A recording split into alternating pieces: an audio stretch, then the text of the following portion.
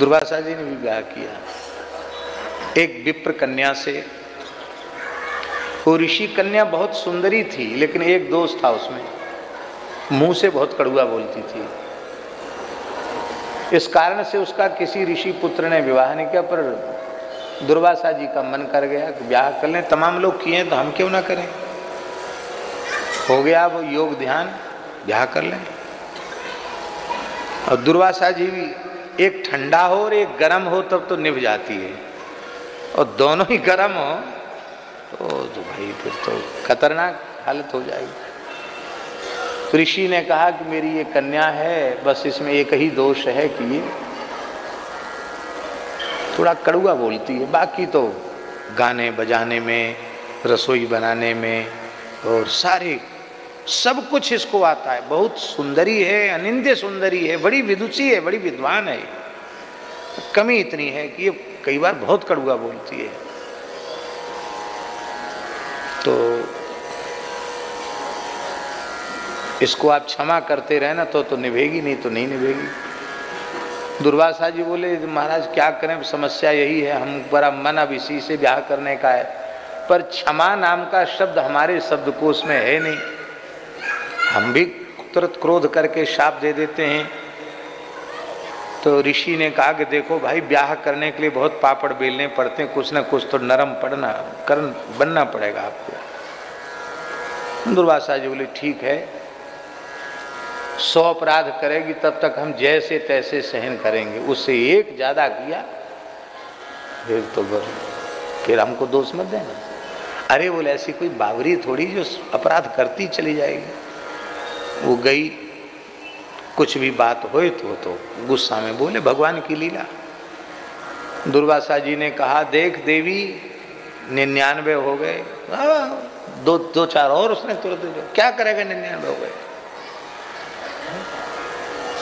इतना अभी ब्याह ही हुआ था महाराज, हाँ और लेके ही गए थे, इसी में उसने 100 की गिनती पूरी कर ली।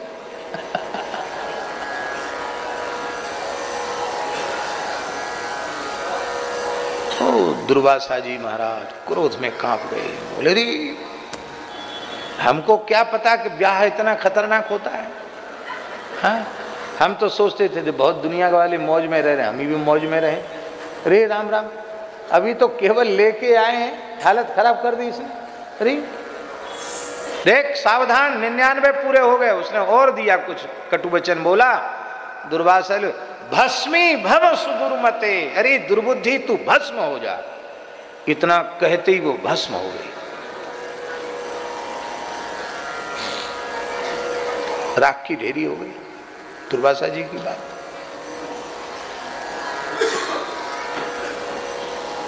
उसकी जीवात्मा अपने पिता के पास गई, ऋषि के पास। बोले पिताजी आपने कन्यादान इसलिए किया था कि हमारा, हम तो घर में एक रात भी नहीं रह पाए, वो तो हमारा दोस्त था, उन्होंने भस्म कर दिया उन्होंने तो हमको। ऋषि आए, बोले तो आपने बहुत गलत किया, आप भस्म कर सकते हैं तो भस्म की ढेरी से पुनः उसको उत्पन्न भी कर सकते हैं। मैं अपनी बेटी का वियोग, बहुत दुखी हूं मैं बेटी के दुख में, आपने ऐसा कर दिया, ठीक नहीं किया। दुर्वासा जी, एक बार में ही हमारी इच्छा पूरी हो गई, अब हमको दोबारा कभी सपने में भी ब्याह की इच्छा होनी नहीं, इसलिए हम इसको अब दोबारा जिंदगी तो करेंगे नहीं, फिर हमारे गले ही पड़ेगी। हमको तो हो गया वैराग्य, पूरा हो गया, अब जीव इसको दोबारा उत्पन्न तो हम करेंगे नहीं। तो नहीं करोगे तो मैं शाप देता हूँ, तुमको भगवान के एक भक्त के द्वारा परास्त होकर के पूरे ब्रह्मांड में चक्र काटना पड़ेगा। ये ब्रह्मांड पुराण की कथा है, और उस ऋषि के शाप से उनको ये घटना घटी, ऐसी बात उस पुराण में आई है। पर मेरी बेटी के साथ न्याय करो। उसने कहा मैं तो अब मैं किस लोक में जाऊं, क्या करूं, मैं पतिव्रता हूं, ये तो मेरा स्वभाव था। तब दुर्वासा जी ने कहा कि ठीक है, मैं तुम्हें भगवान की प्रिय बना देता हूं।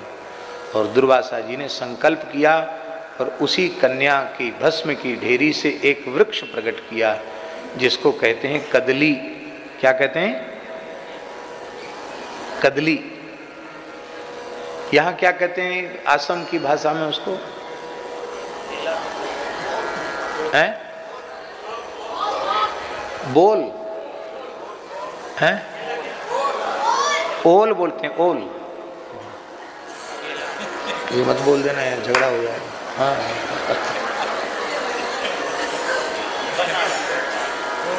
जिसको अंग्रेजी वाले लोग बनाना कहते हैं ना, संस्कृत में कहते कदली फलम, कदली फल।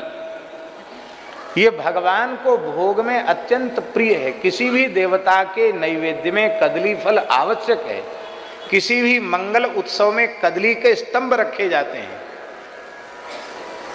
तो तुम्हारे बिना न कोई भगवान का उत्सव संपन्न होगा, न यज्ञ संपन्न होगा, न भगवान का नैवेद्य संपन्न होगा। तुम भगवान को प्रिय हो जाओगी। पर तुमने हमको 100 गाली दी है, उसका परिणाम भी भोगना पड़ेगा। क्या?